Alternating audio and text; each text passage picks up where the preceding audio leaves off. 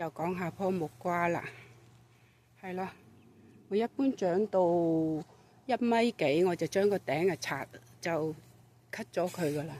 嗱，當年就喺呢度 cut 個頂啦。咁而家呢度咧就長到一邊一條分支，2條分支。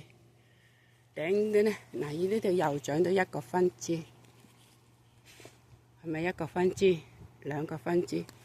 呢邊又係長咗1個分支，2個分支，即係一棵就開咗4棵。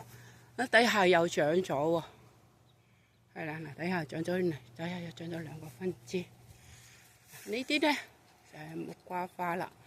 呢個就已經開始黃啦，不過我唔摘，等佢熟晒先，樹上熟先摘，係啦。個頂我又唔想俾佢長咁多分支，呢個頂都俾我有冇摘咗咧？等佢結兩個果先，我就摘咗佢。呢個心唔俾佢高我摘唔到啊，係啦，我唔想佢太高。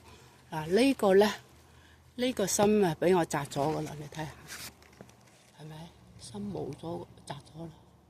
我唔想佢長得高啊，因為佢已經有長咗幾個果啦。呢啲第日呢啲就係果噶啦。幾多果？你睇下幾多果？有時間太多又食唔晒。嗱呢啲都開始熟噶啦，係啦，嗱呢啲都開始熟噶啦，開始黃咯，係咪啊？所以由得佢熟咗先。呢啲心啊，呢啲我又唔想佢長太密頂住，所以入邊分支就剪咗佢咯。嗱，呢個又係俾我剪咗佢，因為2個隔得太密啦，唔可以攞咁多分支。嗱呢個咧，呢一個分支咧長咗，俾我摘到個心又俾我摘咗啦。睇影唔影得到？影唔影到？係個心摘咗啦，係咪？黑色早2日摘咗嘅。呢啲就係木瓜花啦，幾靚。